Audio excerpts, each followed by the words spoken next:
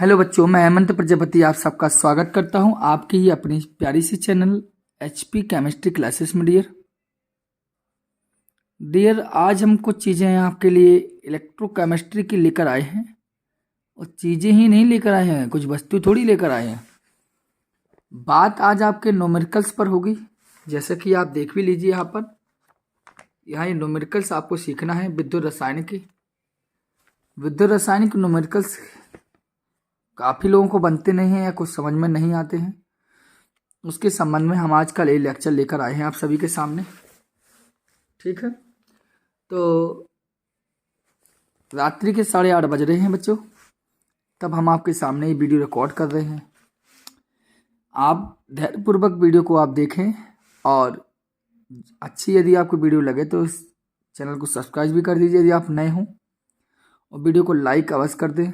जितना हो सके उतना आप शेयर कर सके तो भी कर दीजिए, क्योंकि जो न्यूमेरिकल्स में अभी इसके पहले विद्युत रासायनिक बलगति की भी आपको समझा चुका हूँ, और रासायनिक बलगति के साथ साथ आपको बिलियन जैसे चैप्टर की भी न्यूमेरिकल समझा चुका हूँ। और ये आपका थर्ड लेसन लेकर आया हूँ, सेकंड वाला लेसन है। तो अगर आप लोग वहाँ भी नहीं देखे हो तो उनको भी देख लीजिए। डियर बार बार कहता हूँ कि जो न्यूमेरिकल्स मैं समझा रहा हूँ वही न्यूमेरिकल्स आपके बोर्ड एग्जाम में आएंगे, गारंटी देता हूँ। आप सोच समझिए, संख्यावादी रहेगी लेकिन न्यूमेरिकल्स वही आएंगे।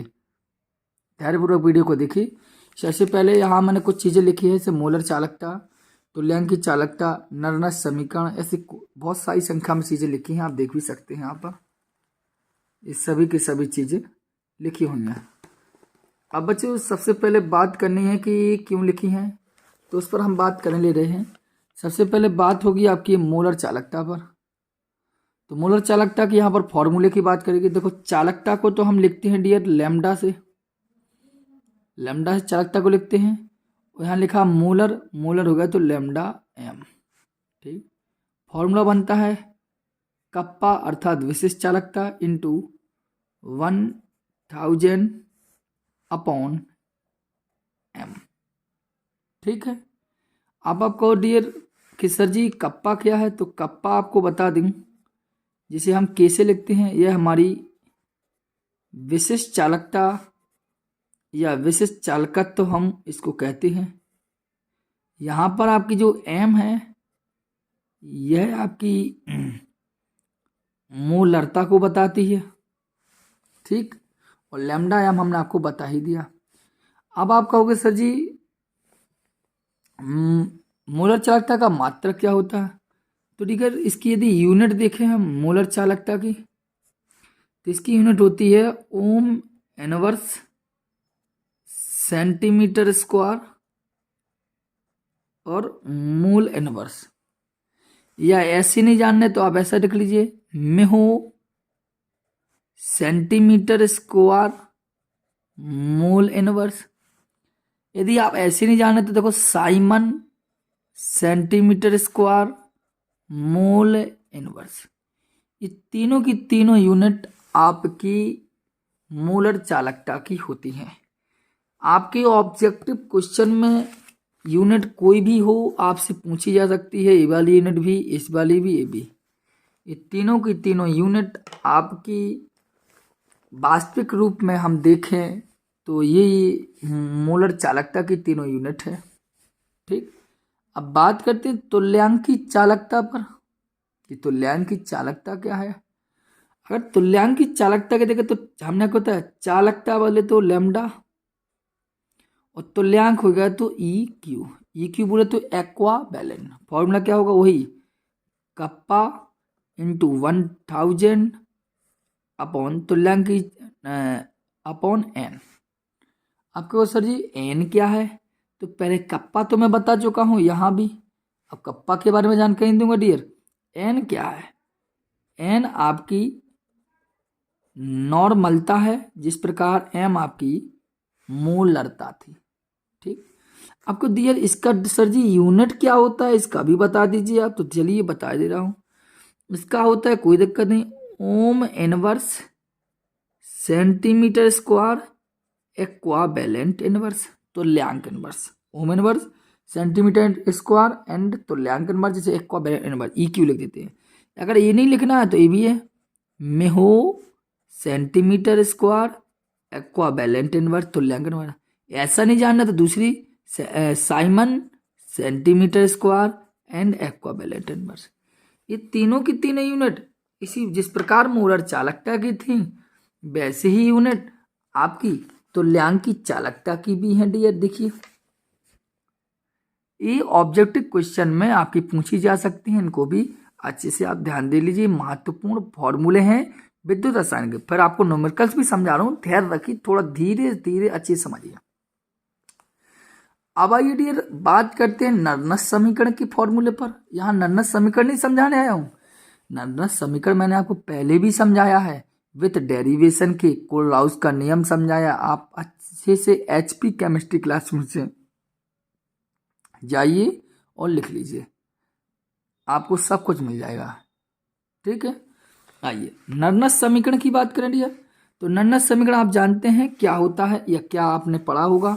देखो बिल्कुल सिंपल सा है, आपका कुछ जानते हैं। E cell equal to E naught cell माने 0.0591 upon n n log base 10 Q. Q बोले तो डियर यहां हो जाता है उत्पाद बटे अभिकारक। हो गया ना, हो गया, उत्पाद बटे अभिकारक। ई सेल क्या है आपका? आप जानते हैं इलेक्ट्रोड पोटेंशियल, जैसे बोलते हैं इलेक्ट्रोड प्रभाव। और ई नॉट क्या है? Standard electrode potential. बात समझ में आ गई डियर बच्चों? तो ये आपको इतनी बात समझ में आ गई। आगे देखें बच्चों, तो ये कोलराउस के नियम करके देखें।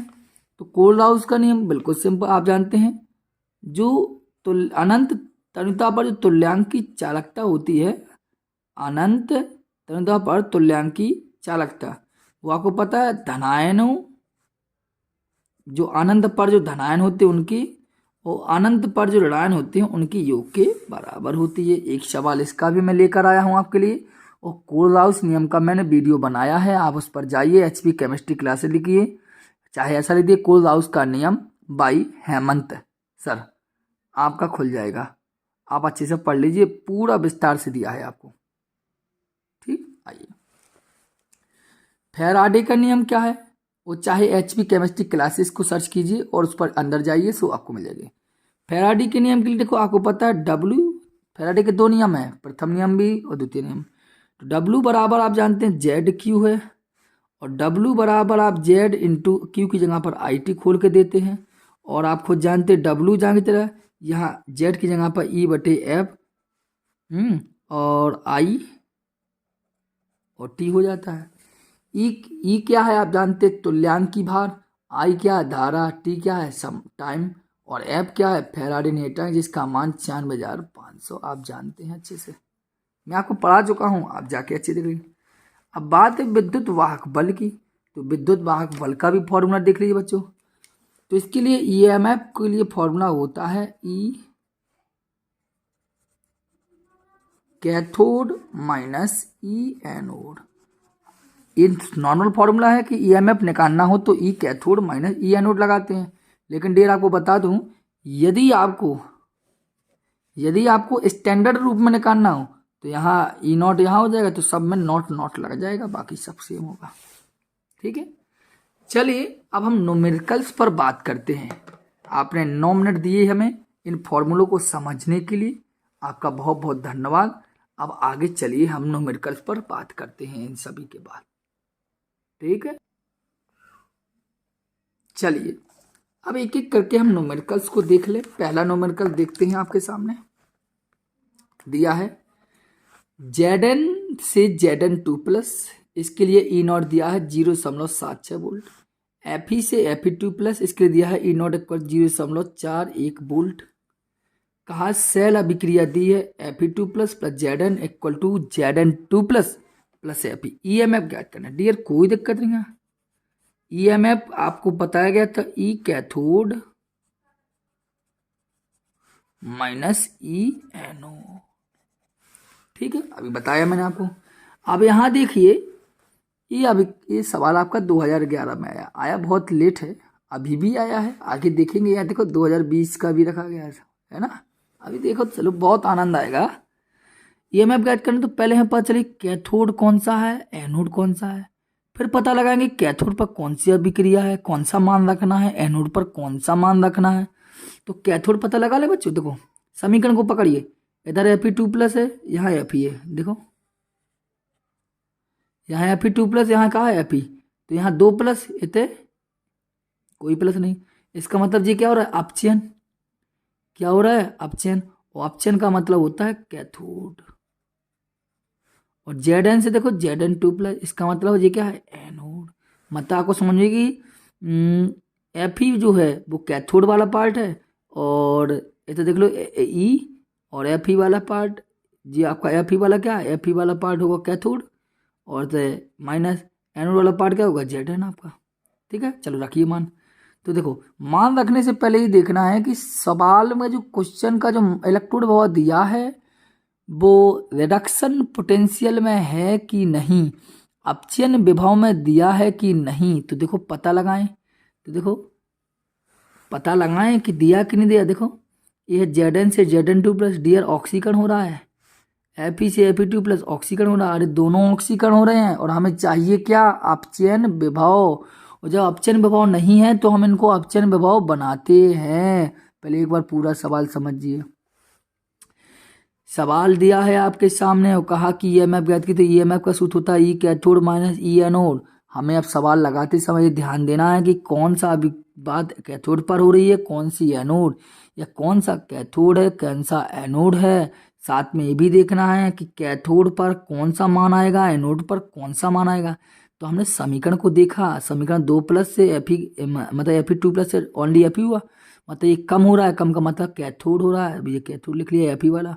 Zn में ये ऑक्सीकरण हो रहा है, अर्थात एनोड हो रहा है, एनोड मतलब Zn लिख दिया। तो यहाँ पर होना है कैथोड फिर एनोड, Fe है कैथोड, Zn है एनोड। अब मान रखने से पहले ये देखेंगे, मान तो सीधे सीधे रख दो भाई, Zn का मान है तो रख दो, Fe का मान है रख दो। लेकिन ये देखिए कि रिडक्शन हो रहा है कि नहीं हो रहा, अपचयन हो रहा है कि नहीं हो रहा, या अपचयन विभव का दिया कि नहीं दिया, नहीं दिया। कैसे पता चला, Zn से Zn2+ गया, मतलब बढ़ रहा है ऑक्सीकरण, Fe से Fe2+ बढ़ रहा है ऑक्सीकरण। तो क्या करेंगे, इसको बढ़ाएंगे, अपचयन बनाना है तो कुछ नहीं करना है आपको, सभी में नेगेटिव -0.76 वो होगा अपचयन। इसको भी कर दीजिए -0.41 वोल्ट। इतना ही काम करेंगे। जब अपचयन विभव के रूप में ना दिया जाए तो आपको अपचयन विभव बनाना है। कैसे बनेगा, माइनस लगा दीजिए, बन गया। चलिए अब रखेंगे Zn वाला क्या है, पीछे रखना है। Fe वाला क्या कैथोड है, तो उठाया -0.41 माइनस -0.76 हल किया जी, आपका 0.41 हो जाएगा, 0.41 माइनस का प्लस जी माइनस है 0.76, तो 0.76 और माइनस का 0.41, 6 में से 1 गई 5, 7 में 4 गई 3, 0 प्लस का बड़ा तो प्लस आएगा दशमलव बोल्ट। बात समझ में आ गई। जब अपचयन के रूप में ना दिया जाए तो माइनस लगा दिए, दोनों चिन्हों में अपचयन हो जाएगा, कंप्लीट हो जाएगा, सवाल आंसर आ जाएगा कंप्लीट रूप से, देख लीजिए आप। ठीक, आइए फिर भी समझ में ना आया हो तो आप हमें कमेंट बॉक्स में कमेंट कर दीजिए। आगे देखिए, हमने देखा Zn, इसके लिए देखो पहले देखो, ये सवाल आपका 2020 में भी आया डियर, और 23 में भी आया, 2 बार आ चुका है सवाल। ईएमएफ ज्ञात करने प्रक्रिया वही है, ईएमएफ ज्ञात करने की, इसका ई कैथोड पता लगाइए और ई एनोड पता लगाइए। तो एनोड पता लगाएंगे तो कैथोड एनोड कौन सा है, देखो हमने देखा समीकरण को देखा, Zn से गया Zn2+, अर्थात बढ़ रहा है, बढ़ने का मतलब एनोड, Cu2+ से Cu अर्थात घट रहा है, घटने का मतलब है कैथोड। तो Cu आना है कैथोड और Zn आना है एनोड। अब देखो मान अपचयन के रूप में दिए कि नहीं दिए, देखिए Zn2+ से Zn कम हो रहा मतलब अपचयन है, Cu2+ से Cu कम हो रहा अर्थात अपचयन, रख दीजिए। कैथोड क्या रखेंगे, कैथोड आपको पता है क्या रखना है, Cu वाला, तो Cu वाला ही रखेंगे 0.34 माइनस रखा है आपका है एनोड क्या है, एनोड देखो जेड एन बार रखेंगे -0.76, तो माइनस माइनस प्लस 0.34, 0.76, 6 4 10, 7 3 10, 11 आ गया। बताइए समझ में आया समझ, बिल्कुल सिंपल फंडा है, अगर आप ब्रेन लगा रहे हो तो, नहीं तो नहीं बनना है। चलिए अगला सवाल को देखते हैं, चलते चलते हैं। आइए देखते हैं सवाल क्या बक रहा है। आइए सवाल को देखें। सबसे पहले देखो n/50 अर्थात नॉर्मलता 1/50 है। n/50 का मतलब नॉर्मलता 1/50। केसीएल विलेन की 25 डिग्री सेल्सियस विशिष्ट चालकता डियर दट करिए भैया। अभी आपको पहले समझाया ना मैंने, विशिष्ट चालकता क्या है, विशिष्ट चालकत्व क्या है, ध्यानपूर्वक समझ आ जाएगा। विशिष्ट चालकता है बोले तो कप्पा कितना है 0.002765 म्हो सेंटीमीटर इनवर्स। अब देखो प्रतिरोध दिया प्रतिरोध कितना 400 ओम। सेल स्थिरांक ज्ञात करना है, क्या ज्ञात करना है, सेल स्थिरांक। कोई दिक्कत नहीं, बिल्कुल सिंपल होगा। सेल स्थिरांक को सपोज होने वाले एक्स, कोई दिक्कत नहीं है। चलिए लगाएं सूत्र, कप्पा बराबर फॉर्मूला होता है डियर 1/r इंटू एक्स। बोलो बाबू समझ में आया।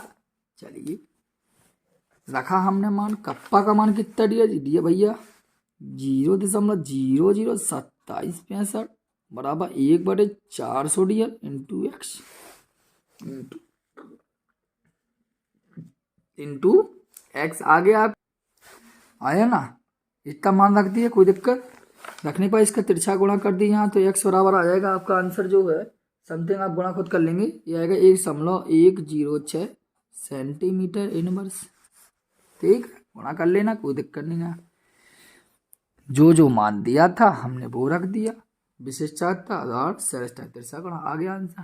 ठीक है, चलिए आगे सवाल देखें। देखो डियर, ये बहुत सारी संख्या में लाया हूँ, देखो बच्चों 2023 में आया है, क्या बात है, 2023 में भी आ चुका है सवाल, क्या बात है। चलिए कोई बात नहीं, निपट लिया जाएगा इससे भी। क्या कहता है सवाल, कहता है डेनियल सेल के लिए, भैया ये डेनियल सेल का समीकरण दिया है आपको। डेनियल सेल के लिए मानक इलेक्ट्रॉन क्या भी है, या डेनियल सेल बता के हमें डरा रहे हो क्या, कोई दिक्कत नहीं, देखो बढ़िया सा जाएगा। डेनियल सेल के लिए मानक इलेक्ट्रॉन प्रभाव का मान 1.1 वोल्ट है। दी गई अभिक्रिया के लिए मानक गिब्स ऊर्जा ज्ञात कीजिए। भैया गिब्स ऊर्जा को तो लिखते हैं हम डियर डेल जी से, मानक कहते तो 0 बढ़ा दिया नॉट जी, सूत्र होगा -KN/F/E सेल। अरे दिया क्या क्या है, पकड़ के तो रखिए सर, दिया नहीं है। मानक इलेक्ट्रो होता है ई सेल, मानक कही तो नोट लगा, तो बराबर कितना 1.1 वोल्ट रख दिया। ठीक, अरे ऐप क्या है, ऐप जानते हैं फैराडे न्यूटन, इसका मान होता है 96,500 कूलम। मल्टीप्लिकेशन मैं नहीं करूंगा, आप कर लेना, बता दिया बराबर। यहाँ देखो एन क्या है, नंबर ऑफ इलेक्ट्रॉन, तो एन कितना होगा, एन यहाँ 2 होगा, कैसे पता, बोले देखो Zn से Zn2 plus U2 plus U, 2 ही तो इलेक्ट्रॉन हो रहा है ट्रांसफर, तो एन का मान 2 इंटू इसका मान 96,500, यूनिवर्सल का मान 1, इसको हल कर लेना, आंसर आ गया। ठीक है, मैं नहीं करूंगा इसका, बता दियो बार बार। अब इतना सवाल बार बार मैं लिखता रहा हूँ, आप तो करते हो नहीं है, थोड़ा मल्टी कर लेगा, समय बचेगा यार मेरा। ठीक है, इतना सवाल आप कर लोगे तो कोई दिक्कत थोड़ी होगा।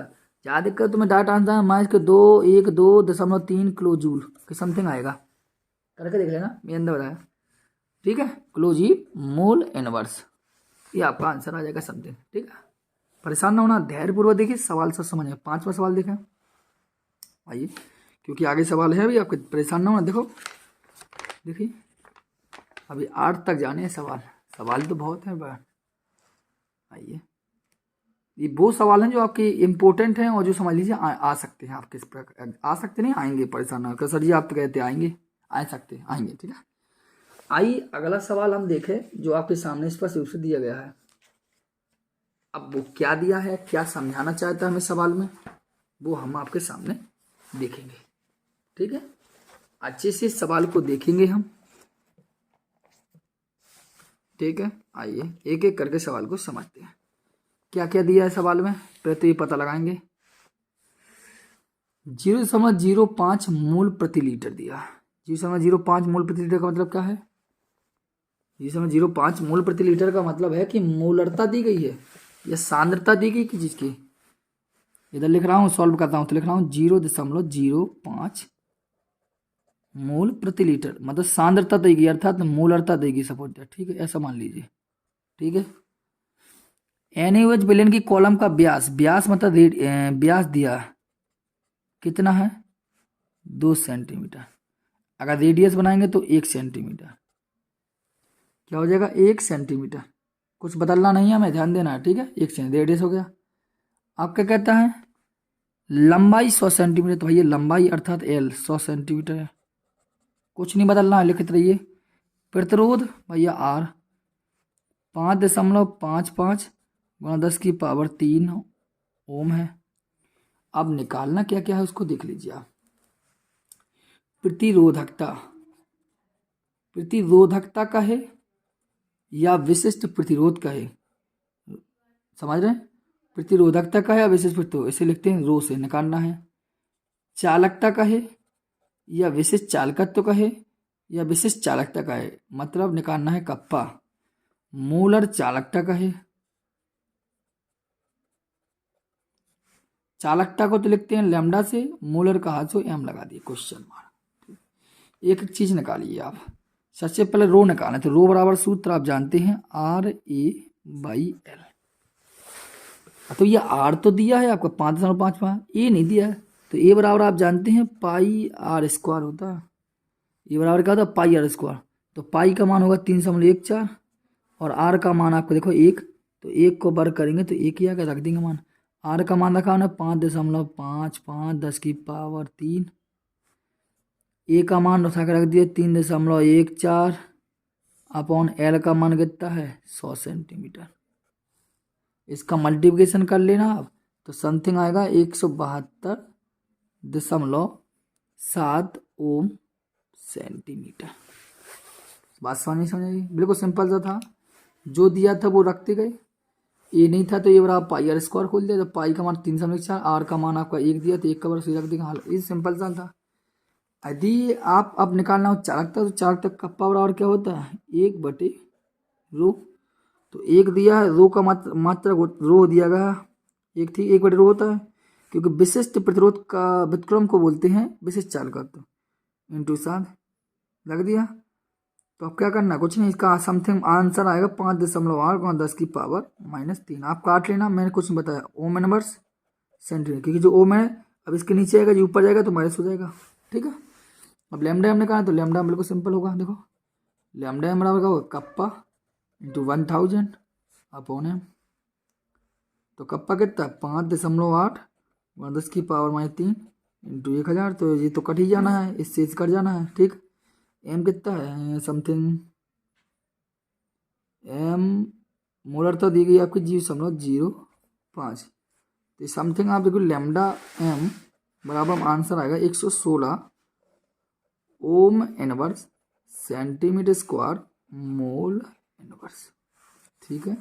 ये हमने आपको दिया, ये सपोज दैट ये जो आंसर लिखे हैं पहले हल करके रखे हुए हों, इसी से आपको समझा सकूं और आपको जिससे क्लियर हो। ये ध्यान देना, ये जो सवाल है आपके लिए बहुत ही ज़्यादा इम्पोर्टेंट है, इसको आप अच्छे से ध्यान से समझने का प्रयास कीजिए, ठीक है।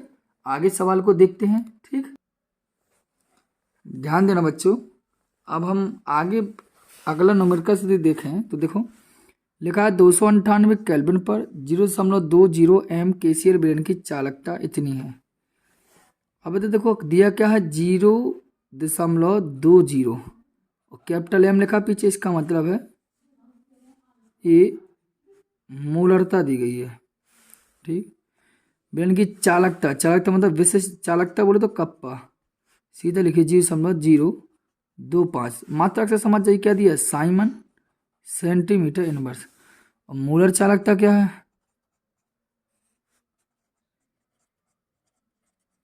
मोलर चालकता, चालकता का लैम्डा और मोलर हो तो एम क्वेश्चन मार्क। तो अब जानते हैं लैम्डा एम बराबर होगा kappa into 1000 upon kappa into 1000 upon M. तो आप हल कर दीजिए, कप्पा दिया है फिर रखना, कप्पा मान कितना दिया 25 इंटू 1000 अपॉन m का मान कितना 0.20 दशमलव हटाई, दशमलव 1 2 3 के बाद 1 0 बढ़ जाएगा, 1 2 3 के बाद हो गया 2 0 गई, 2 पंचे 10, 25 पंचे 125, क्या हो जाएगा ओम इनवर्स सेंटीमीटर स्क्वायर मूल इनवर्स। ठीक है, ये आप आसानी से इसको हल कर सकते हैं। ठीक है, ये आपका 6वां क्वेश्चन कंप्लीट हुआ। अब आई 7वें नंबर के क्वेश्चन पर, बेहद इम्पोर्टेंट भी है और अनिवार्य भी है। ये सभी किसी न किसी वर्ष में आए हैं, बस मैं लिख नहीं पाया हूँ यहाँ पर, नहीं तो अधिकांश सवालों में आपके सामने लिख के दिए हैं। ठीक है, आइए इस सवाल को और हम अच्छे से देख लें। इसके बाद केवल एक 8वां सवाल बचा है, बाकी कंप्लीट हो गया। रात के 9 बज रहे हैं बच्चों, आपको बता दूं धैर्यपूर्वक वीडियो को आप देखिए, जिस प्रकार धैर्यपूर्वक मैं वीडियो बना रहा हूँ, रिकॉर्ड कर रहा हूँ आपके लिए। वैसे निम्नलिखित सेल का 298 केल्विन पर नन्नत समीकरण लिखिए, ईएमएफ की गणना कीजिए।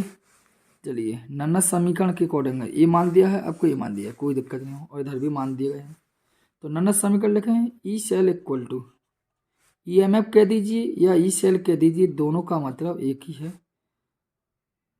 ये तो माइनस है, E cell equal to E naught cell minus 0.0591 upon n log वेस्ट 10 उत्पाद बटे अभिकारक। हल आपको करना है, मैं थोड़ा समझाऊंगा बस। ये नन्नत समीकरण है, होता है जो आपको मैं पहले भी बता चुका हूँ और आपने पढ़ा भी होगा अपनी कक्षा में। अब सबसे पहले हमें पता चाहिए एन क्या है, आपको पता होना चाहिए ई सेल, ये तो आपको निकालना है, क्योंकि वो कहता है ईएमएफ, ईएमएफ का है या ई सेल का है, एक ही चीज होती है, इस बात को ध्यान दे लिया। तो आपको पता होना चाहिए ई सेल कैसे निकलेगा। तो ई सेल निकालने के लिए बिल्कुल सिंपल फंडा है, आप ध्यान दीजिए वाइड पर, वो इसी पर कैसे निकलेगा आप देखिए। ई सेल याद करने के लिए मैं सबसे नीचे ले जा रहा हूँ, ठीक है, और सबसे नीचे चलने के लिए देखो थोड़ा ई सेल यहाँ निकाल दिखा रहा हूँ। E cell E naught cell निकाल करना है, तो बस ई नॉट कैथोड और ई नॉट एनोड लगाएंगे। ठीक है, ई सेल कैथोड और ई नॉट। चलिए पहले हम ई नॉट सेल निकाल लें। तो ई नॉट सेल का निकाल, ई कैथोड में ई एनोड, तो बस पता लगा ली इनमें से जो मात्रा ज़्यादा हो वह कैथोड है और जो मात्रा कम हो वह एनोड है। क्योंकि यहाँ पर समीकरण तो दिया नहीं गया जैसे पहले की भांति, तो इसमें ज़्यादा मात्रा कौन है 0.34, तो ये कैथोड, ये मात्रा कम है तो इसको कम, ये कैथोड हो गया काम है 0.34 माइनस 2.37, इसको आप हल कर लीजिए 0.34 और प्लस, तो देखिए यहाँ पर देख रहा हूँ मैं 0.34 और प्लस होगा 2.37, 7 4 11 3 3 6 1 7.2.71 हो गया 2.71 वोल्ट आ गया। ठीक है, क्योंकि यहाँ पर वैसा मान नहीं दिया था ना कि समीकरण दिया नहीं था कैथोड मान लें, तो ऐसी स्थिति में क्या होगा, जो मात्रा अधिक हो वो कैथोड हो, जो कम अधिक कम है। यहाँ दे 2.71 माने 0.0591 अपॉन एन क्या रखें, एन का आउट नंबर ऑफ इलेक्ट्रॉन, तो कितना mg से mg2 प्लस cu2 प्लस से cu हो रहा, तो यहाँ 2 हो जाएगी लॉग वेस्ट 10।